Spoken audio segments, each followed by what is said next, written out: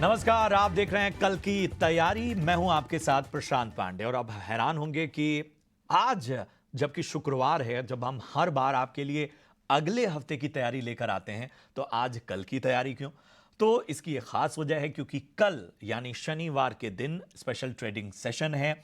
और recovery side पर यह ट्रेडिंग सेशन है, जिसके मद्देनजर आज भी हम आज के बाजार को ट्रैक करेंगे। लेकिन आज की चर्चा में हम अगले हफ्ते के बाजार को भी नजरअंदाज नहीं करेंगे। अगले हफ्ते के बाजार को भी एक खास रणनीति के तहत आगे बढ़ेंगे।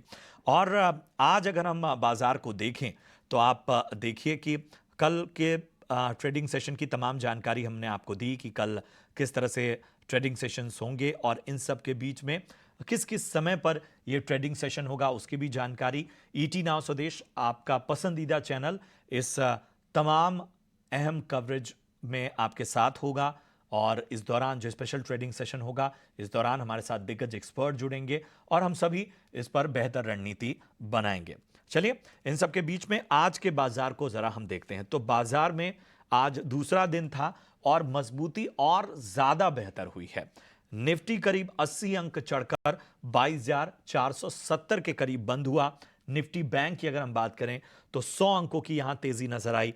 मेटल, ऑटो और रियल्टी शेयरों में सबसे ज्यादा तेजी हमें देखने को मिली।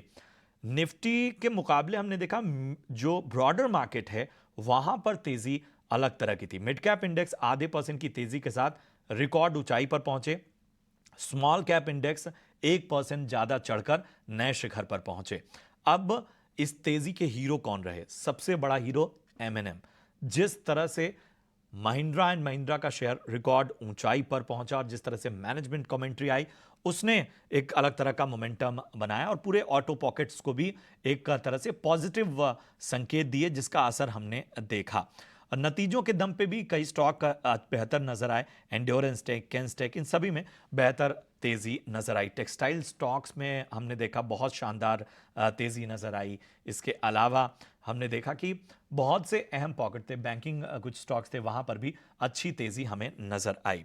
चलिए, इन सब के बीच में अब जरा अपनी चर्चा में हम दो खास मेहमानों को शामिल करते हैं। और जैसा मैंने आपसे कहा कि हम आज के बाजार की रणनीति तो बनाएंगे ही, हम थोड़ा अगले हफ्ते के बाजार को भी देखेंगे। हमारे साथ आज चर्चा में शामिल हो रही हैं हेमसेक सिक्योरिटीज की आस्था जैन जी। आस्था जी, बहुत बहुत स्वागत आपका ईटी नाउ स्वदेश में। रैली गेयर ब्रोकिंग के डॉक्टर रवि सिंह भी हमारे साथ जुड़े हैं। रवि, आपका भी बहुत बहुत स्वागत। सबसे पहले बाजार की रणनीति में बात करूं, इन सभी पर मैं व्यू लूं, लेकिन आस्था जी, मैं एक अहम सवाल के साथ आ रहा हूं, क्योंकि आमतौर पर हर शुक्रवार को हम अगले हफ्ते की रणनीति बनाते हैं और आज आपको चर्चा में शामिल करने का उद्देश्य भी यही था, क्योंकि हम देख पा रहे हैं खासतौर पे भारतीय बाजार हाल के कुछ दिन निकाल दिए जाएं तो कुछ वक्त से अंडर परफॉर्म कर रहे थे, जबकि ग्लोबली सब कुछ ठीक चल रहा था, कोई ऐसी बात नहीं थी। नैरेटिव यही बना कि साहब, चुनाव के अलग अलग चरण में मार्केट को थोड़ा बहुत नर्वस किया। उसके बाद नतीजों का भी दौर था, तो कई पॉकेट्स इस वजह से भी यहां पर अंडर परफॉर्म करते नजर आए। अब ग्लोबली सब कुछ ठीक था, तो आईटी पॉकेट्स चलने चाहिए थे, वो चले भी। लेकिन आईटी पॉकेट्स के साथ एक समस्या है, उसके इस सवाल के साथ मैं आगे आऊंगा कि वो बहुत लंबे समय तक अपना मोमेंटम जारी नहीं कर पा रहे हैं, जबकि ग्लोबली सब कुछ ठीक है। तो इस सवाल के साथ तो मैं आऊंगा।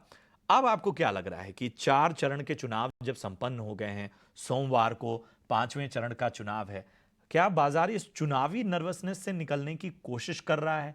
और अगर ये कोशिश कुछ हद तक हाल फिलहाल कामयाब होती नजर आ रही है, तो क्या अब रणनीति फिर से लॉन्ग करने की होगी? आप क्या सुझाव देंगे? Good afternoon. देखिए, बिल्कुल मार्केट्स, इंडियन मार्केट्स तो अभी पूरा चुनावों के दम पे ही अपना यहाँ पे बिहेवियर दिखा रहे हैं, क्योंकि ग्लोबली कोई भी संकेत इतने नेगेटिव तो है नहीं। लेकिन हमारे मार्केट जो भी परफॉर्म कर रहे हैं, वो बिल्कुल आपने सही बोला प्रशांत जी, एक नर्वसनेस है बिफोर एक बड़ा इवेंट जो अनफोल्ड होने जा रहा है उससे पहले। लेकिन जिस तरह की चाल इस हफ्ते, वैसे तो ये हफ्ते का अंत कल होगा, लेकिन अभी तक का जो इस हफ्ते का मोमेंटम है, उस हिसाब से वापस से मार्केट एक तेजी पकड़ने की कोशिश कर रहा है। हम लोगों की सलाह यही रहेगी कि मार्केट्स लग तो तेज ही रहे, लेकिन अभी भी थोड़ा अगर रिस्क नहीं ले सकते हैं, तो थोड़ा-सा सावधानी से क यहाँ पे ट्रेड करें, क्योंकि है बायसनेस अपसाइड की, लेकिन एक बड़े इवेंट से पहले जो उठा-पटक होती है मार्केट में, उसे भी अनदेखा नहीं किया जा सकता। तो हो सकता है कि एक उठा-पटक रहे मार्केट में, एक रेंज बाउंड भी टेरिटरी में हमें घूमती हुई निफ्टी नज़र आए, लेकिन जो मोटा-मोटी यहाँ पे संकेत है वो अपसाइड के ही हैं, तो market medium to long term में तेज़ी में ही रहेंगे। शॉर्ट टर्म में क्योंकि उठा-पटक आती है और अगर कोई रिस्क नहीं लेना चाहता, तो वो साइडलाइन्स पे बैठे आराम से एक बार नतीजे आने दें चुनाव के और उसके बाद चाहे तो इन्वेस्ट करें और रिस्क ले सकते हैं। तो जिस हिसाब का मोमेंटम इस हफ्ते हमने निफ्टी में देखा है, अभी भी निफ्टी हमें थोड़ा तेज़ी लग रहा है और यहाँ से हमें जो लगता है निफ्टी जो अब नेक्स्ट लेवल दिखा सकता है, वो 22,500 से लेके 22,700 के रहे। ठीक है। रवि, मैं आपके पास आना चाहूँगा। अब चूँकि अगले हफ्ते सोमवार को ही चुनाव है, उसके बाद हम मंगलवार को बाज़ार में जब आएँगे, तो ज़ाहिर-सी बात है कि उस चुनाव के ख़त्म होने के बाद भी जितना एब्ज़ॉर्प्शन है, जितने नैरेटिव हैं, वो सभी बाज़ार में आ चुके होंगे। आप ज़रा अपने नज़रिए से बताइए, अगले हफ्ते, ख़ास तौर पे मंगलवार को बाजार में कहाँ नजर रखनी चाहिए?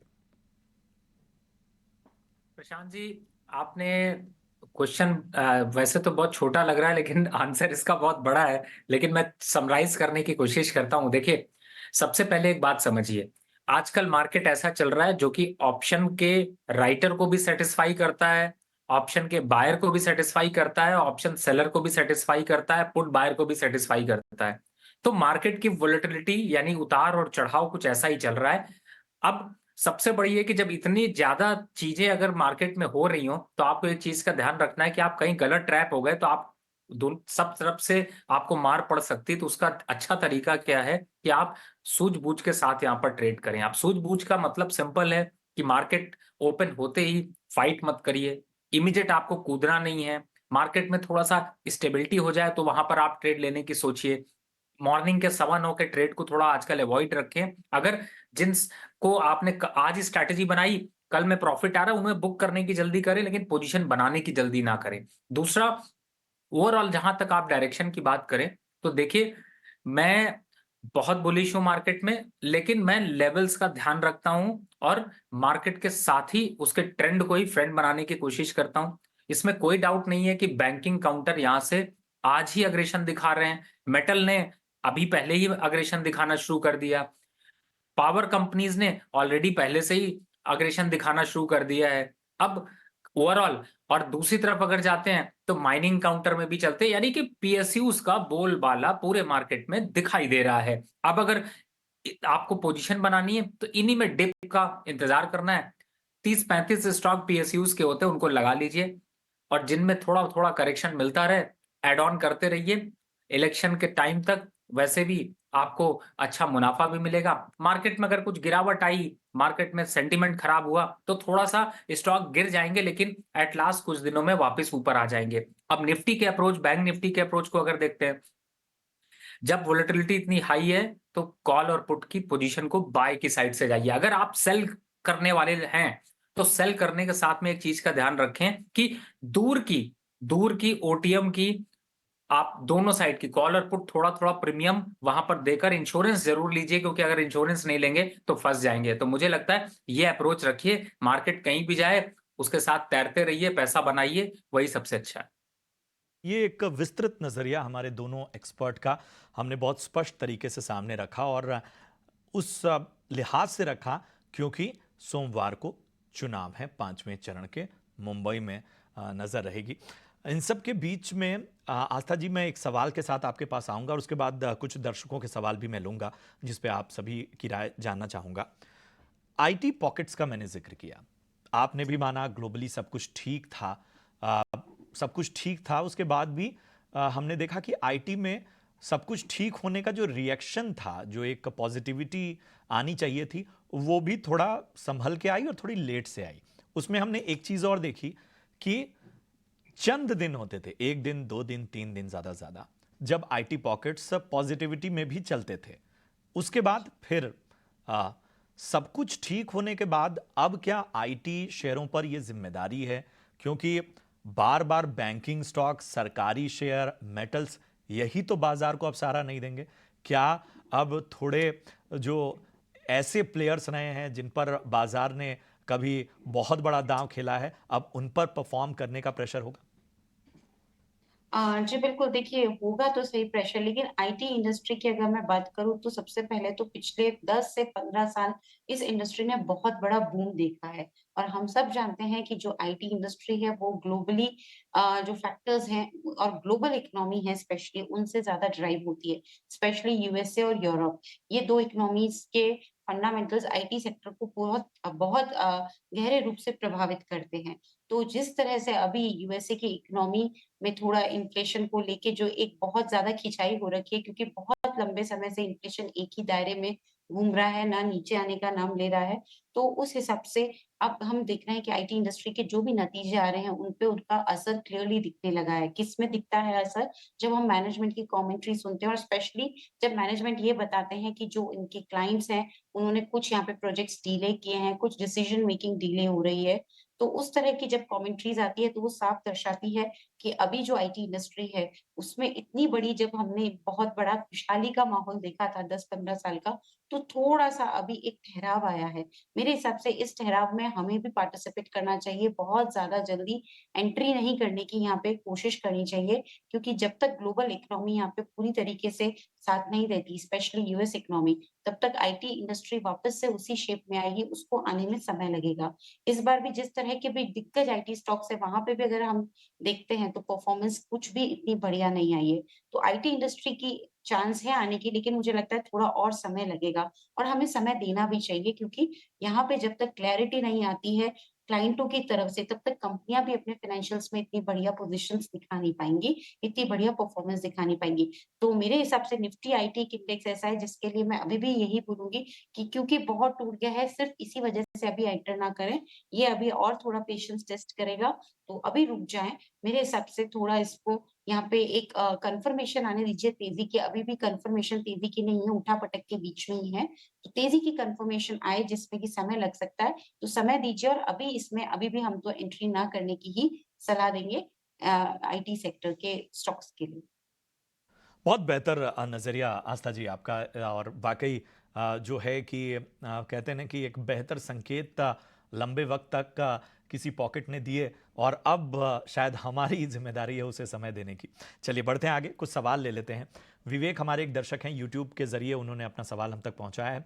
ओलेक्ट्रा ग्रीन पे अपना सवाल उन्होंने पहुंचाया। ओलेक्ट्रा ग्रीन टेक के इनके पास 20 शेयर हैं, 1865 की बाइंग है, ऊपरी स्तरों पर खरीदारी है। रवि, क्या करना चाहिए?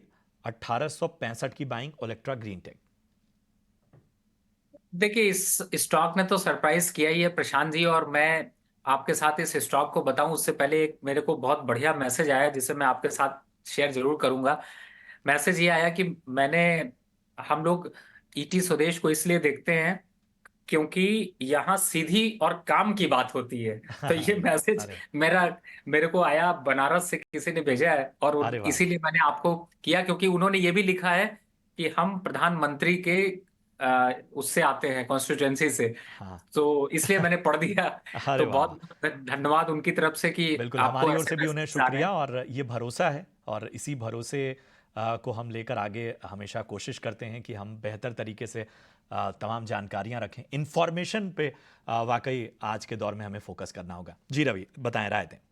सर, आपने इलेक्ट्रा ग्रीन की बात की। देखिए, इसमें कोई डाउट नहीं कि इस स्टॉक ने सरप्राइजली रिटर्न बहुत अच्छे दिए। थोड़ा सा आप करेक्शन फेज में है, लेकिन अभी भी ऐसा है कि जहां पर स्टॉक से निकलने की जरूरत नहीं है।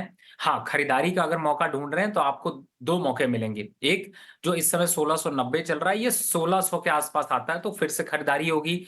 मैक्सिमम लो साइड पे 1500 तक के लेवल आपको देखने को मिल सकते हैं, लेकिन टारगेट लंबा है। टारगेट वापस से 2100 तक के यहाँ पे देखने को मिलेंगे। तो मुझे लगता है यहाँ पर आप बने रहिए। खरीदारी अगर आपने करी है, थोड़ा एवरेज करना है तो भी लेवल बता दिया, और टारगेट 2150। तो एक बेहतर रणनीति आपके स्टॉक पे। राकेश मौर्य का फटाफट से सवाल ले लेते हैं। इजी ट्रिप पे इन्होंने सवाल पूछा है, और 49 रुपए की इनकी बाइंग है। देखते हैं कि इस पर क्या व्यू आता है। इनके भाव से ऊपर है, इन्होंने थोड़े ऊपरी स्तरों पर खरीदारी की है। हालांकि स्टॉक की संख्या कम है तो नुकसान उतना ज़्यादा नहीं होता हुआ। आस्था जी, इजी ट्रिप प्लानर्स, क्या राय होगी आपकी 49 की बाइंग?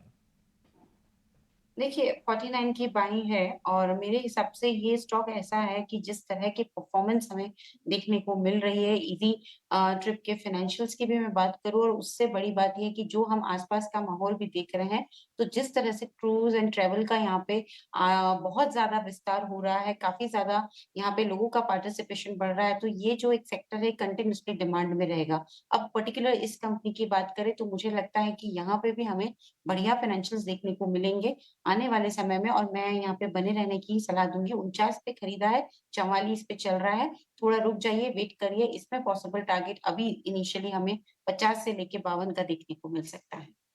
बिल्कुल। तो आज थोड़ी चर्चा विस्तृत हो गई क्योंकि हम अगले हफ्ते की रणनीति बना रहे हैं, तो थोड़ा सवालों को हम आज कम शामिल कर पा रहे हैं। लेकिन आप अपने सवाल हमें पहुंचाते रहिए, हम आगे चर्चा में लेते रहेंगे। फिलहाल वीआईपी शेयर की हो गई है बारी, चलिए वो जानते हैं।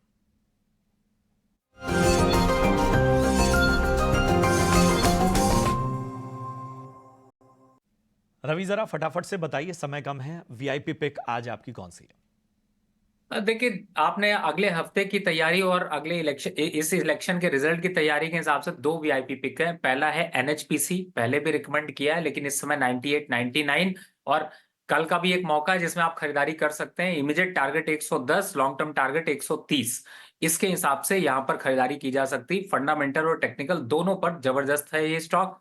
दूसरा स्टॉक है आईआरबी इंफ्रा।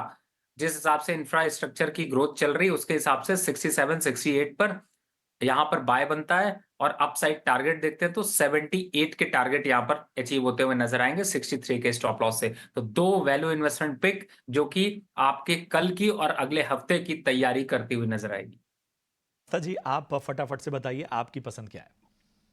देखिए, एक तो इंजीनियर्स इंडिया पसंद आता है, खरीदारी करने की सलाह रहेगी। टारगेट इसमें 290 का रहेगा, बढ़िया स्टॉक लगता है, ऑर्डर बुक भी ठीक है।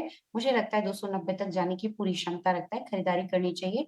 दूसरी तरफ एनएमडीसी भी पसंद आ रहा है और वहाँ पे भी मैं खरीदारी करने की सलाह दे रही हूँ। तो अगर किसी को एनएमडीसी में एंट्री करनी है तो अभी की जा सकती है। टारगेट इसमें अभी मैं छोटा ही दे रही हूँ, 295 का इनिशियल टारगेट है, लेकिन आगे जाते हुए 300 तक के भी लेवल ये काउंटर दिखाता हुआ नज़र आएगा।